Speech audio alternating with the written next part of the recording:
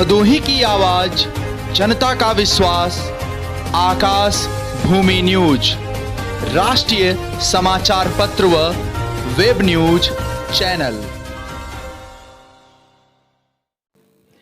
क्षेत्राधिकारी ज्ञानपुर भूषण वर्मा ने कहा, बेटियां सशक्त तो समाज सुरक्षित। बड़ी खबर जनपद भदोही के ज्ञानपुर देहात स्थित मनोज चाणक्य फ्रंटल स्कूल से है, जहां 6 मार्च 2021 को दोपहर लगभग 1:30 बजे महिला सशक्तिकरण जागरूकता अभियान के तहत क्षेत्राधिकारी ज्ञानपुर भूषण वर्मा ने छात्रों एवं छात्राओं को महिला सशक्तिकरण के बारे में विस्तृत जानकारी दी। उन्होंने कहा कि यह हम सबका सम्मिलित प्रयास ही है कि विभिन्न क्षेत्रों में महिलाओं की भागीदारी में लगातार वृद्धि हुई है, लेकिन इसके साथ ही सतर्कता के अभाव में महिला अपराधों में भी वृद्धि हमारे समाज के लिए चिंता का विषय है।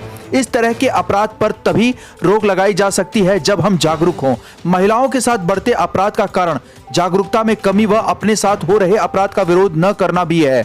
अक्सर महिलाएं अपने साथ हुए दुर्व्यवहार को समाज में साझा करने से घबराती हैं। इसका मुख्य कारण यह है कि आज भी हमारे समाज में रूढ़िवादी विचारधारा के व्यक्तित्व का एक बड़ा तबका आता है। यदि कोई महिला या बच्ची अपने साथ हुए अपराध का पुरजोर विरोध करना भी चाहती है तो लोगों द्वारा दिए जा रहे ताने उनके इस मनोबल को कमजोर करते हैं। हमें इस रूढ़िवादी सोच को बदलना होगा।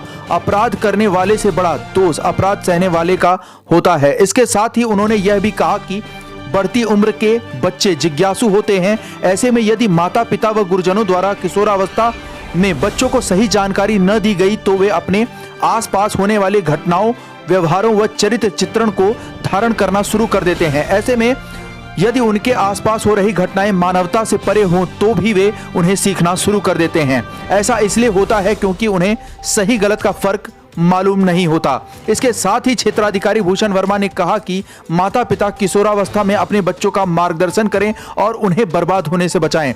विद्यालय के प्रबंधक मनोज शुक्ल चाणक्य द्वारा आत्मरक्षा के गुण छात्रों एवं छात्राओं को बताए गए। विद्यालय के संरक्षक मुकेश शुक्ल चाणक्य द्वारा बाबा विश्वनाथ की प्रतिमा क्षेत्राधिकारी ज्ञानपुर भूषण वर्मा को भेंट की गई। आपको बता दें कि प्रशासन द्वारा समय समय पर विद्यालयों में पहुंचकर छात्रों एवं छात्राओं को जानकारी दी जाती रही है। 8 मार्च को अंतर्राष्ट्रीय महिला दिवस मनाया जाना है, जिसके उपलक्ष्य में लगातार अलग अलग शैक्षणिक संस्थानों में प्रशासनिक अधिकारी पहुंच रहे हैं और छात्रों एवं छात्राओं का मार्गदर्शन कर अपराध पर अंकुश लगाने का पुरजोर प्रयास किया जा रहा है। अंतर्राष्ट्रीय महिला दिवस हर वर्ष 8 मार्च को मनाया जाता है। विश्व के विभिन्न क्षेत्रों में महिलाओं के प्रति सम्मान, प्रशंसा और प्यार प्रकट करते हुए इस दिन को महिलाओं के आर्थिक, राजनीतिक और सामाजिक उपलब्धियों के उपलक्ष्य के उत्सव के तौर पर मनाया जाता है। जनपद भदोही से दीपक कुमार मिश्रा की रिपोर्ट। के साथ कोई आप सेफ हैं, लेकिन आपके पड़ोस में, आपके स्कूल में किसी दूसरे बच्चे के साथ भी कोई ना कोई चीजें हो सकती है, तो उस पर भी आपको उतना फोकस करना है। आजकल आप देख रहे हैं महिलाएं हर क्षेत्र में आगे बढ़ रही हैं, लेकिन उसके साथ साथ अपराध भी उसी रेशो से भी बढ़ रहा है। इसमें तो कोई वो नहीं। आपको अलर्टनेस ही, सजगता ही, जागरूकता ही बचाव का कारण है। फिर मैंने बता रहा हूं, चुप मत रहिए, प्रतिकार कीजिए, अलर्टनेस रहिए, जागरूक बनिए। जो पुलिस के हेल्पलाइंस हैं उनको पूरी तरह से आपको पता होना चाहिए कौन सी कॉल करके क्या चीज हम लोगों को हेल्प मिलती है। इसके साथ साथ हम लोग देखते हैं कि पहले एक पावर एंजल का कंसेप्ट आया था, वो स्कूलों में बनी होती हैं। पावर एंजल का मतलब शक्ति परी जैसे है।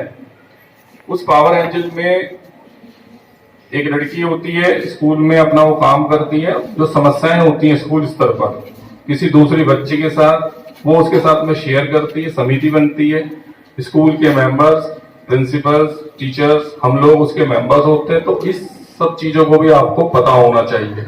मैं चाहूंगा कि यहाँ से स्कूल में एक पावर एंजल सेलेक्ट कर ली जाए, जो भी समस्याएं हैं उनकी एक समिति बन जाए और मीटिंग, मंथली मीटिंग हो, उसका बकायदा डेटा रिकॉर्ड हो, उसमें एनजीओ भी होते हैं, वो भी आपकी सपोर्ट करते हैं। ये सब चीजें आपको पता होना चाहिए। स्वावलंबन के साथ में आगे बढ़ना ही इस समय हम लोगों की पहचान होनी चाहिए। अभी आप देख रहे हैं, कल के बाद परसों हम लोग सेलिब्रेट करेंगे इंटरनेशनल वीमेन डे। इसके साथ साथ आत्मसम्मान के साथ साथ रेस्पेक्टफुल आप जीवन कैसे जीते हैं, उसके साथ में आगे कैसे बढ़ते हैं, तो ये भी आपको पूरी तरह से पढ़ाई के साथ साथ साइमल्टेनियसली पता होना चाहिए। उन्हीं सब चीजों को मैंने आपको अभी बताया और निसंदेह बहुत से लोग जान भी रहे होंगे।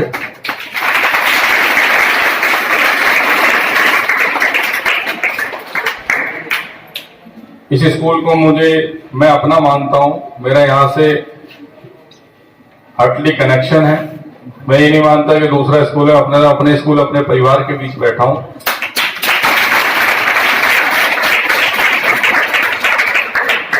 इसीलिए इसी क्रम में मैं कहूंगा, अगर किसी बच्चे का, किसी बच्ची का, किसी का भी इसके संबंध में कोई प्रश्न है, जो बातें मैंने आपको बताई, तो मुझसे पूछ सकता है, या कुछ आपका सुझाव हो कि सर ऐसा होना चाहिए या हमारी ये समस्या इस स्तर पर भी देखी जानी चाहिए, तो मुझसे शेयर करें। कोई भी किसी भी प्रकार का प्रश्न। हाँ बताओ। मैं आपसे सबसे पहले अपना नाम बताना चाहूंगी। तो मेरा नाम आयुष मिश्रा है। तो मैं आपसे पूछना चाहती हूँ कि कोई जो रेपिस्ट होता है वो किसी लड़की का रेप करे, तो उसके कारण हमें लाखों लड़कियों की स्वतंत्रता को छीनना चाहिए, या फिर आगे जो रेप करने वाले हैं उनकी मेंटेलिटी को हमें कंट्रोल करना चाहिए? तो किस चीज की ओर हमें आगे बढ़ना चाहिए? चलो बैठो, बहुत अच्छा प्रश्न आपने किया। देखिए, दो चीजें हमेशा चलती हैं जो इन्होंने प्रश्न किया। एक होता है लीगल प्रोसीडिंग्स, कानूनी प्रक्रियाएं। कोई व्यक्ति कोई भी गलत काम करता है, उसको सजा दिलाने का काम पुलिस का, न्यायालय का होता है। लेकिन इसका मतलब ये नहीं है कि किसी के इसके चलते एक मेंटली ट्रॉमा सबके बीच में बैठ जाए और पीछे वो आगे बढ़े ही ना, ये चीज अलग होती है। और आजकल हम अपने स्तर पर, जिस भी स्तर पर हम लोग कोशिश करते हैं, उसको कड़ी से कड़ी सजा दिलाते हैं। पुलिस की पूरी मशीनरी मिलकर, जुडिशरी न्यायालय की मशीनरी मिलकर उसकी सजा मुकर्रर कराते हैं। यहां तक कि आजीवन कारावास, फांसी, ये सब सजाएं को प्रावधान किया गया और कड़ी से कड़ी सजा उसको मिलती भी है। आपने भी देखा हो कई सारे केसेस में सजा मिलती है।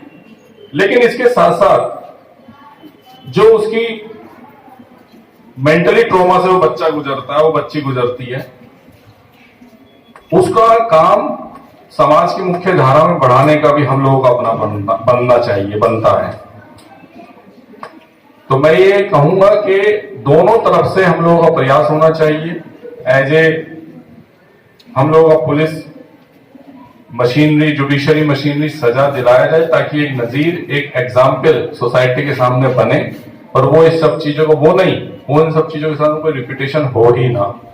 लेकिन उसके साथ साथ उसका जो वेलफेयर जुड़ा रहता है उस विक्टिम का, उस पीड़िता बच्ची का, बच्चे का, तो उसको भी मेन सोसाइटी में हम लोग कितना अच्छी तरह से उसको लेकर चलते हैं, उसके फ्यूचर को, उसके वेलफेयर को, ये सब चीजों की दायित्व हम लोगों का अपना होता है।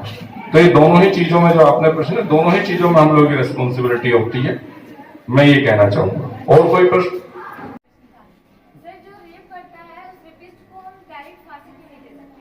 इतने सारे बच्चे के रास्ते उसकी फांसी क्यों नहीं? हम चूंकि एक इंडियन डेमोक्रेटिक सिस्टम में रहते हैं, भारत के लोकतंत्र में, और लोकतंत्र में कुछ प्रक्रियाएं होती हैं, कुछ मेथड्स बने रहते हैं, मेथोडोलॉजीज जिसको बोलते हैं। क्योंकि हमारे जो देश है उसके अंदर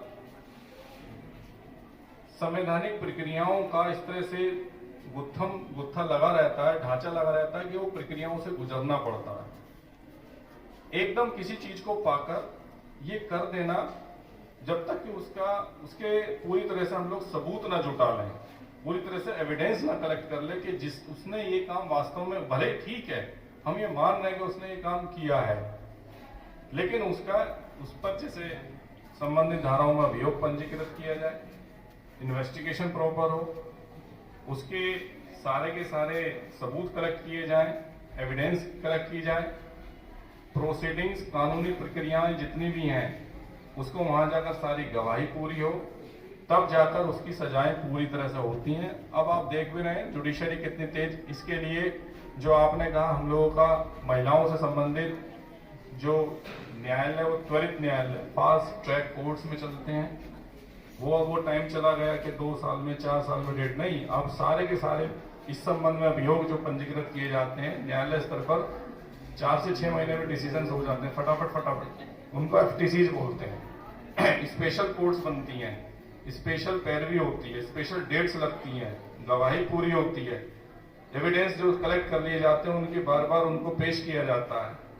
तो दोनों ही तरफ से जब, क्योंकि उसमें उसका टाइम निकल जाता है, तो जो आपने कहा हम लोगों का जो इस समय संवैधानिक ढांचा है वो इतनी तेजी से काम करता है कि हम लोग उसको बाध्य होते हैं करने के लिए, और उन प्रक्रियाओं को करना भी पूरा होता है। पुलिस का काम उसको अरेस्ट करके जेल भेजना है, जुडिशरी का काम, हमारा ही काम सजा दिलाना भी है, बल्कि हम लोगों को तो ऊपर से मॉनिटरिंग भी करके पूछी जाती है महिला संबंधी अपराधों में आपके द्वारा कितनी प्रतिशत कार्रवाई की गई, मतलब पैरवी कितनी स्तर पर हुई न्यायालय स्तर पर, तो हम लोग भी काम करते हैं।